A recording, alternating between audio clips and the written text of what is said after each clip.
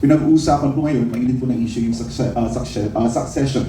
And marami sa kritiko ni Vice President Sara Duterte na ayaw nila na mag-resign or parang hindi naman nila sinasabi pero tuto sila sa pag-resign ni President Marcos knowing na according na sa Constitution ang papalit ay ang Vice President. Ma'am, your comment on this sa usapin pong ito, Attorney Raul, kasi parang pinanawagan din nila na hindi lang kung ganyan lang naman, hindi lang dapat si President Marcos, maging si Vice President daw, ay kailangan mag-resign din dahil meron din siyang corruption issue umano dito sa confidential funds. Yeah. Okay, so I'll take the first step with it. No?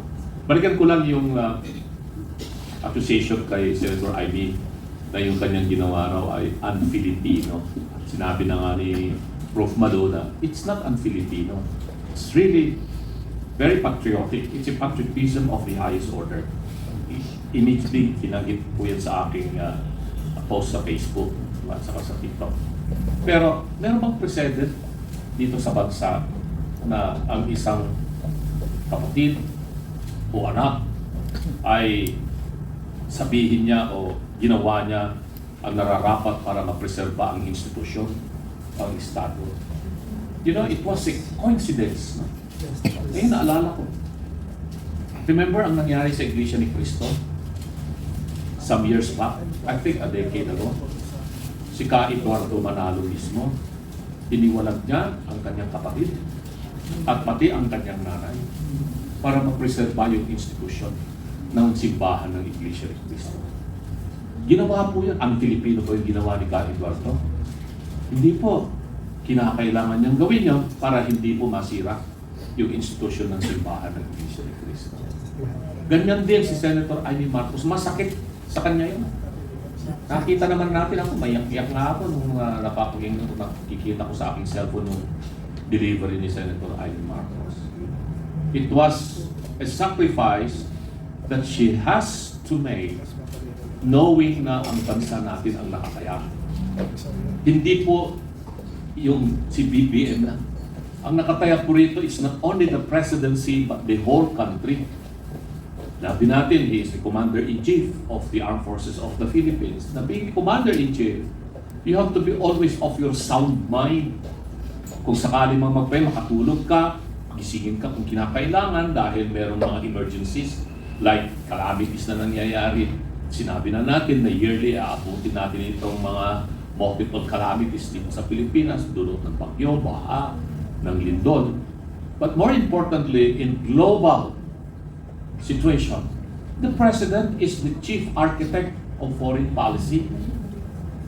Apektado po tayo sa mga desisyon ng Pangulo na taliwas doon sa mga nakikita nating nangyayari globally. Pinagtatawanan po tayo sa buong mundo dito sa tutulan. I have never felt so ashamed sa mga nadaluhan kong pagtitipon sa ibang bansa. Japan, Korea, ASEAN, China. Conferences, when people, delegates, then they are going to ask you, hey, Mr. Lambino, is it true that your president is a drug addict? Hindi ako makasagot. Akin niya eh. But this time, pag tinanong ako ng isang foreigner, well, according to the sister, was personal knowledge of the presidents and the members of the first family and some high-ranking officials of government who are there, incumbent they are, working with him, are also involved in this illegal use of drugs.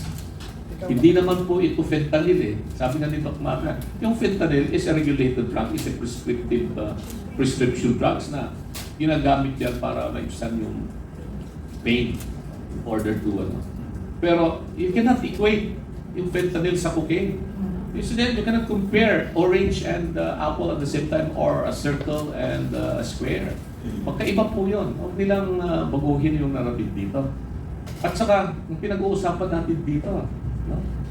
The future of this nation. Hindi na po issue lang ng corruption ito. Sabi nga ni Doc Mata kanina, as consequence of this massive, unprecedented, gargantuan corruption ever done in our country, it may have been a consequence of abuse, drug abuse. And it's happening in the baras. Yun po ang issue po dito. Now, in regards to issue of succession, maliwanag naman sa ating saligang batas. I have been campaigning for changing this constitution for how many decades na, Prof. Malu, tayo nakikipaglaban dito? Since late 80s, sinabi na natin itong constitution na ito na gawa ng mga oligarchs, gawa ng mga taong they continue to have a colonial mentality that they believe they can, manipulate the poor people of our country. At pag ito ay nagtuloy-tuloy na ipatupad, walang mangyayaring maganda sa bansa natin. It's going to be a situation of a roller coaster, boom and bust, boom and bust, boom and bust. Ganun po ang mangyayari sa atin. Hindi natin matanggal agad ang Pangulo because we have to undertake the process of impeachment. If you follow a peaceful process, hindi mo rin siya pwedeng piliting mag-resign. Dito sa ating bansa, yung mga politiko ba, meron pa magdelikadesa. Perhaps in other countries, yes, mataas ang kanilang moralidad at yung kanilang delikadesa. Ma-involve lang sila sa issue ng, let's say for example, what's happening now in Japan, yung prime minister nila, kakailit nila yung babae, gumawa ng some statements in regard to the issue of Taiwan. Nag-aaguruto yung mga Hapon ngayon. Sabi ng mga Japanese citizens, walang gera for the past 80 years. Why are you going to issue a statement that will inflame the situation here in the Pacific? So, baka mapilitan siyang mag-resign anytime just because of that. Minor. Pag tinignan natin, fault of the Prime Minister, but for the Japanese people, iba. In the same breath, nakita natin yung mga scandals, very minor scandals of politicians, even in the United States, na tinitingnan natin na parang model natin yung America. You remember si Senator Edward Kennedy? Na-involve siya doon sa issue na meron daw babae na parang nadulas doon sa kanyang swimming pool. And because of that, he had to forgo yung kanyang ambition to run for president of democratic nomination sa United States. Dito, sinabi na ng kapatid ng Pangulo, gumagamit kayong pamilya ng droga, ng cocaine. Succession, we have to follow the Constitution kahit na hindi ko gusto. It's the Vice President ang nakalagay. If you want peaceful transition. Now, if you don't want, and that's what I'm afraid of. Baka itong mga sinasabi mo kanina, mga junior officers and foot soldiers, hindi mo maalis na magsabi sila ng mga ganito-ganito, ganyan-ganyan. Ako, naglalaro ako ng golf. Malaro ako sa Aguinaldo, lumalaro ako sa Villamor, lumalaro ako sa veterans. From time to time, kuminsan may mga nakakasabay po tayong mga nasa active in service. Maririnig mo yung mga bulong-bulungan. Mababa po yung moral ng ating mga kasundaluhan ngayon. Militar at saka pulis. Hindi lang sila kumikibo. Dahil siyempre, they follow the chain of command. And that's what I'm afraid of. Kasi yung provision po ng ating saligang batas that the armed forces is the protector of the people and of the state. Self-executing provision po yun na pwede nilang magamit. That is dangerous. Magiging extra-constitutional po yung succession. Hindi po ako papayag sa ganun na sitwasyon kasi mamimiligro po talaga. Hindi lamang po yung ekonomiya ng ating bansa mamimiligro sa ganung sitwasyon po, hindi. The entire security situation of our country, pag sumabog po yun, magiging parang Myanmar po tayo ngayon. Tuloy-tuloy po yung labanan ng mga sundalo sa Myanmar at different armed groups in Myanmar. Dito sa Pilipinas, magpunta ka sa Mindanao. Ito, si Doc Bata alam niya ito. Walang tao sa Mindanao na in his full age na walang armas, na walang baril, pistol or what have you. There are very high-powered firearms there in Mindanao. Hindi lamang po yung MILF or MNLF or whatever groups.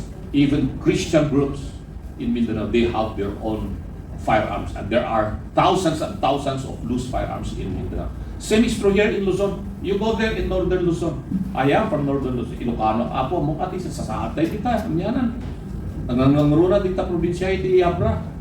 Dita, nando mga probinsya ta Ilocos Sur, naging gana dita Cordillera. Ato, narmas dita. In the hands of civilian people. So, huwag sanang gawin natin na issue na huwag po upuin si Inday Sara kung sakali mang matanggal si BPN dahil ang gusto nila mag-resign din si Inday Sara. Bakit? Gumagamit pa siya ng cocaine? Involved pa siya sa korupsyon ng blood control?